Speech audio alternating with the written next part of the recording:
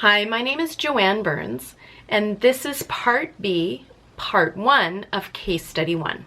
In this video, Mimi had several listening barriers. The first one was her biases and prejudices.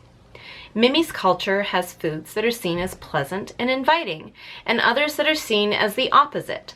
And this bias says the smell of egg cooking is awful and unacceptable. This prejudice leads her to make it very clear to Helen that her daily practice of eating a hard-boiled egg is disgusting, and that this is a good reason for a coworker to complain about her habit. The second listening barrier is her mental distractions. When Helen first came in, Mimi put her phone down. However, her frown and hesitant response showed that she was either disturbed or still thinking about what she had been doing or seeing on her phone. The tone Mimi used to say, "Well, what is it?" just before Helen's question about being liked showed Mimi was more focused on getting on with her day than listening to Helen's question. After taking off her earphones, Mimi's facial expression shows she's thinking about what's going on with her ears rather than what her friend is saying. Her third listening barrier was her lack of focus. Mimi was so self-focused that she hadn't even realized that Helen had been working there for 2 years. She thought it had only been a couple of weeks.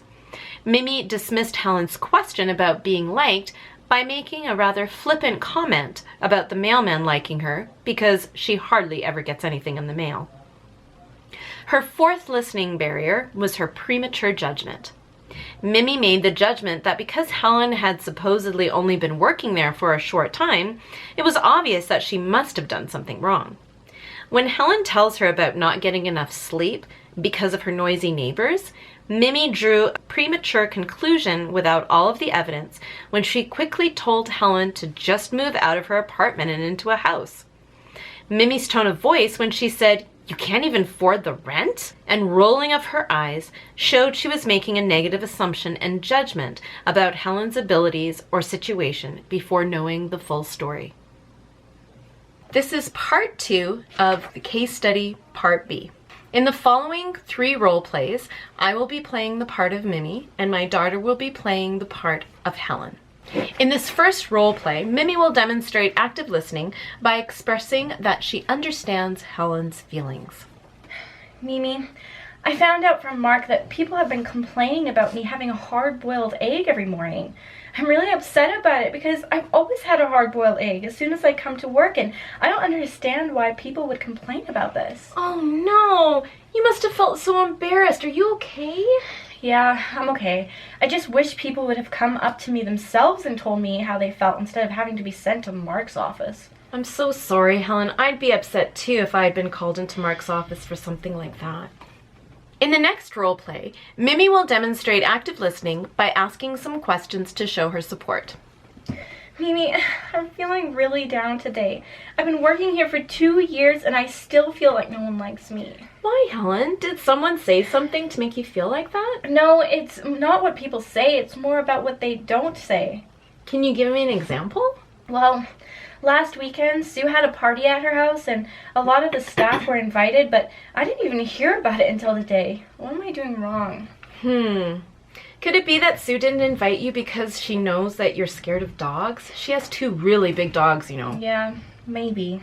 I wonder too if you being a quiet person makes it hard for people to get to know you. What do you think? Yeah, I'm pretty shy and don't usually talk too much at work, I guess. I prefer open one-on-one situations or small groups. Hey, I have an idea. How do you feel about me inviting Liz or Sue to join us for lunch sometimes? That way you could get to know them a little better, but wouldn't be intimidated by the large office setting. Yeah, that sounds good. Thanks, Mimi. I feel better now. In the next role play, Mimi will demonstrate active listening by paraphrasing what Helen said. I'm so tired.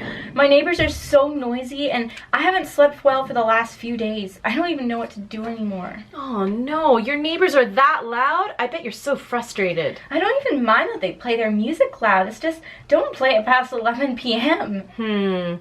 It sounds like it's not the music you mind, just how late they're playing it, right? Yeah. If they would just turn it down by 11, then it wouldn't be a big deal, but they play it well past midnight and it's really hard for me to sleep. Man, that sucks. I'm sorry, Helen.